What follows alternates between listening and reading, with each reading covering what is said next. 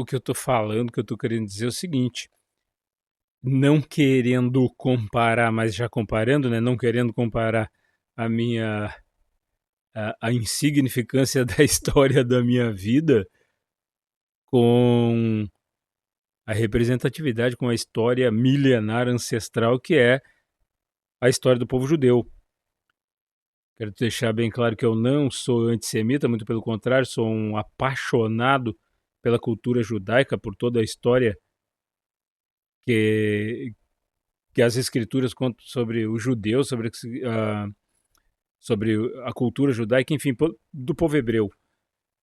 Inclusive a, a maravilha, a beleza, a joia, o tesouro que é o estudo do hebraico, a compreensão do hebraico com a escritura.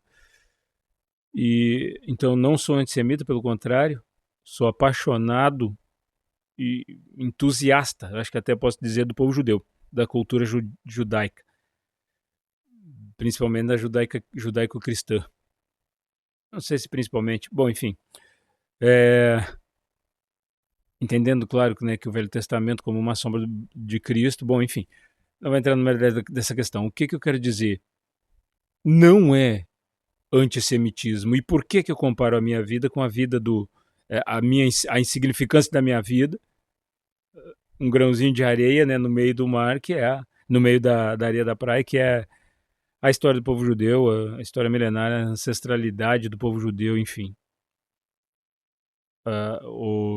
As questões da tradição também, né, que se mantiveram, que guardaram com tanto zelo.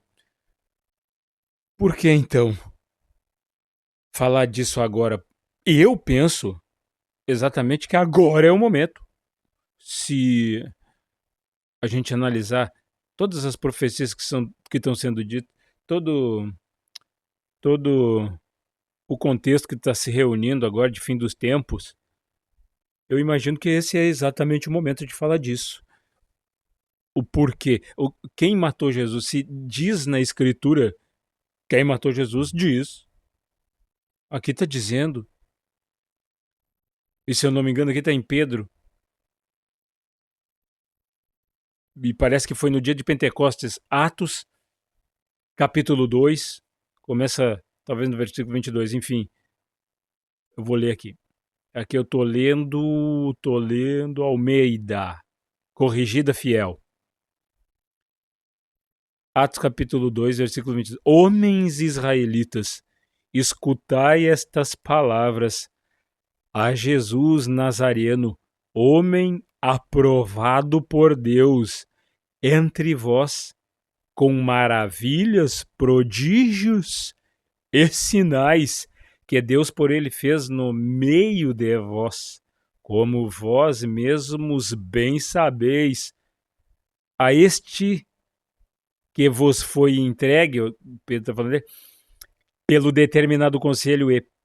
Não, perdão, está falando de Jesus mesmo. A este que vos foi entregue pelo determinado conselho e presciência de Deus, prendestes, crucificastes e matastes pelas mãos de injustos. Ok. Repito mais uma vez, não é antissemitismo, pelo contrário, aqui é que entra a revelação de Deus, porque o Espírito Santo tem me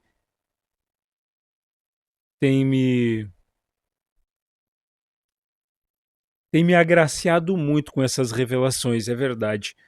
Então, eu pensando para alcançar a plenitude dos judeus e dos gentios, eu imagino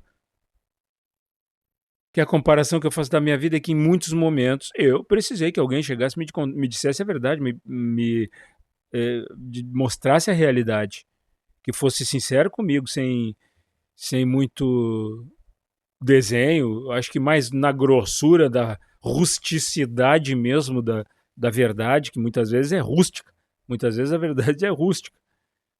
E naquela crueza, né, mas junto com um amor inexplicável, muitas vezes Deus teve que me confrontar assim, não, é assado. E aí eu caía na a minha reação talvez na hora era talvez fosse negativa interiormente, não exteriormente, mas talvez interiormente fosse uma reação negativa naquele momento, mas depois refletindo, eu dizia, pô, toda razão, como é que eu não vi isso antes? Gratidão, pai. Gratidão. Dói, mas depois é uma libertação. E aí entrando nesse entendimento, sim, os judeus mataram sim Jesus pelas mãos de injustos. O que eu quero dizer é que não é antissemitismo dizer isso. Pelo contrário, não é ser contra o judeu. Pelo contrário, aquele que ama, aquele que gosta, que tem carinho, que tem amor pelo judeu, acho que deveria dizer isso. Judeu, meu irmão, igreja do Senhor, junto com nós, gentil, me considero gentil porque eu não sou judeu, enfim. Meu amado e querido irmão judeu, o teu irmão gentil é que te fala, porque o teu Deus é o meu Deus e o teu Pai é o meu Pai. Aconteceram essas coisas, então por esse amor, por esse carinho,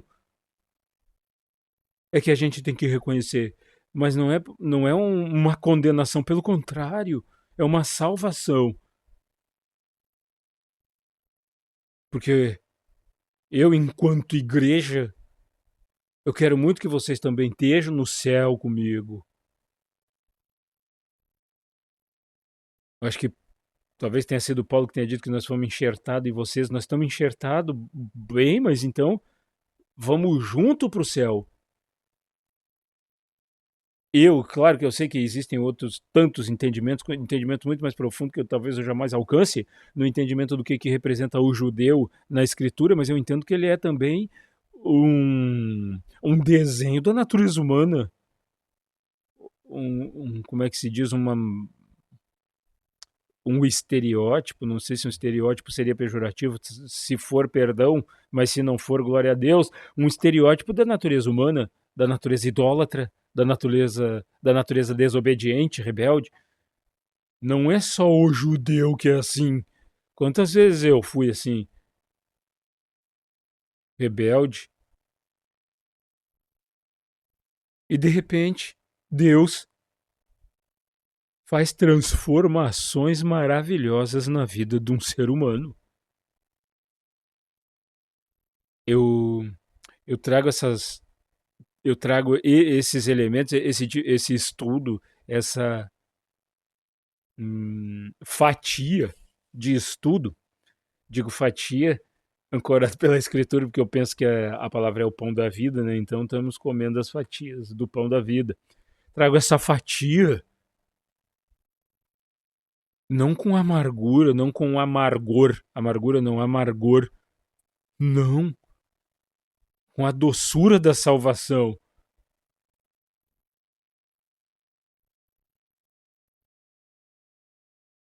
Tem outros tantos versículos aqui, outros tantos capítulos, mas eu creio que já é o suficiente. E às vezes é assim, às vezes é dolorido, mas depois que a gente percebe a grandeza da obra, a gente percebe que valeu a pena cada segundo. O meu recado é esse: judeus e gentios, essa é a verdadeira igreja. E quanto mais unido nós estivermos, eu me considero unido. É, diz que santo é separado, então, ok, eu me considero santo. Se eu não me engano, foi Nathanael Solis que uma vez ele disse que uma vez antes de conhecer Jesus, antes da transformação de Jesus, nós éramos pecadores tentando ser santos. Depois Jesus transforma e nós passamos a ser santos, tentando não mais pecar, não ser mais pecadores. Eu consigo me enxergar assim, me perceber hoje assim. pela bondade de Deus.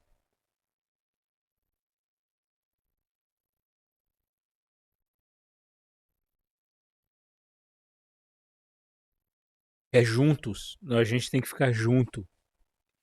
Juntos, juntos.